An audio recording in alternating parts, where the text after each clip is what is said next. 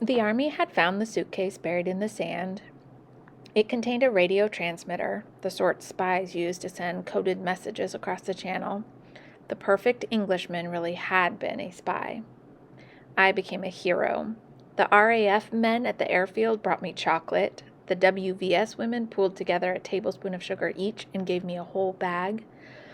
Daisy's mother, from the pub, hugged me whenever she saw me, and every time I went into the village, I was greeted with smiles and shouts of, "There's our little spy catcher," or "There's our good lass." It was as if I'd been born in the village, as if I'd been born with 2 strong feet, as if I really was someone important, someone loved. Jamie made me repeat the story over and over again. "Tell me," he'd beg. "Tell me your hero story." Maggie wrote from her school, "Oh, I wish I'd been with you. I might have been, if I'd been home." "I wish you had been," I wrote back. "You wouldn't mind sharing the honors?" she replied. I wouldn't have minded at all. It would have been easier. Hero wasn't a word I was used to hearing. The admiration was interesting, but the attention made me feel unsettled. "Say it again," Jamie said, giggling. "Tell me what you told the first officer." "He looked at my bad foot," I said. "And I said, 'My foot's a long way from my brain.' And you were right," Jamie said. "Yes," Susan said. She was. Of course, the part that was frightening was that there had been an actual spy, a real spy, sent to make the invasion easier. When the air raid siren started up again, it was hard not to be very afraid. "But you caught him," Jamie said. "I caught 1 spy," I said. 1.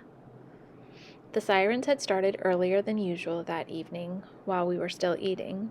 We'd carried our plates to the shelter with us. "And now he's dead," Jamie said, chewing with his mouth open. "We took him out to a field, lined him up, and pow!" He mimed firing a gun. I flinched. "Probably not," Susan said. I asked. Jamie narrowed his eyes. "What'd we do then?" "Nobody will say for sure." I picked through the boiled potatoes on my plate. Susan had left the peels on because peeling potatoes wasted food, and we weren't allowed to waste food in wartime. I didn't like the peels. England had lots of potatoes. We were supposed to eat them every day. "Probably turned him," Susan said, "made him a double agent. That means the government would force him to send false messages back to Germany with the transmitter of his." "They'd make him tell lies?" I said. "Yes," Susan said. Jamie scowled. "I wouldn't do that. If the Germans caught me, well, I would," I said. "If he doesn't lie, they'll shoot him. I'd lie if I had to." Now, sometimes the German planes attacked in the daylight. If they were far away, Jamie and I stood in the field and watched them, shielding our eyes against the sun.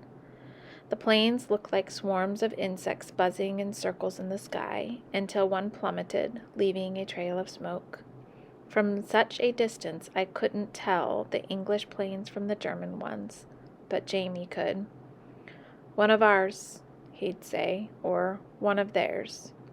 Sometimes we could see the puff of a parachute opening as a pilot bailed out. I always hoped for that puff, even when the plane was German. 2 of the pilots who had come for Christmas dinner had died. When Jamie found out, he cried himself to sleep. I thought of their faces, how they'd laughed and played with Jamie.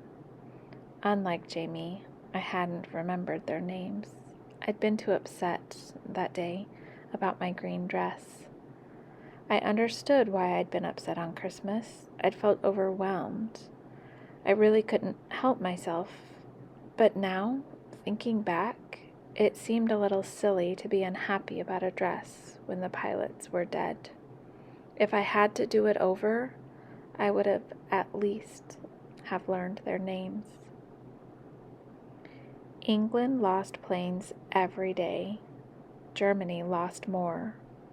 New planes flew into our airfield from the north of England. New pilots came straight from their training fields. They went up every day, and not all of them came back. We had to win this battle, Susan said, or we would lose the war. On the radio, Prime Minister Churchill said, "Never in the field of human conflict was so much owed by so many to so few." It meant the pilots were saving us all. It meant they were the only thing keeping Germany away. September came. I quit attracting so much attention in the village. A week ago, British planes had attacked Berlin, the first time we'd taken the war into German soil. Fred cackled in delight. "We'll show 'em now." A small piece of a damaged German plane had come down on the edge of one of the Thorntons' wheat fields. Fred gave it to me to take to Jamie. "How do you know it's German?" I asked, turning the scrap of metal over in my hands. "I saw the bugger," Fred said. "He was heading back over the channel, trailing parts of his airplane as he went."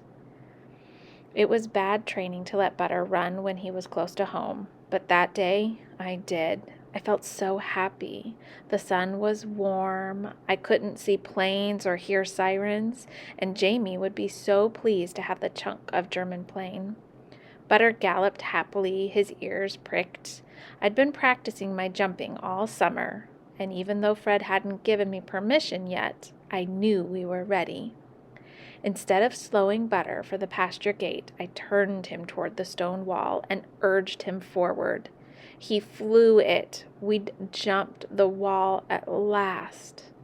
Across the field, I could see Susan standing in the back garden with Jamie and an adult I didn't know. I kicked Butter on, flying down the field. "Jamie," I yelled, "I brought you a piece of a Messerschmitt." I pulled Butter up and patted his neck, laughing. "Did you see us jump?" I asked Susan. "Did you?" Then I recognized the woman standing beside her. "Ma'am,"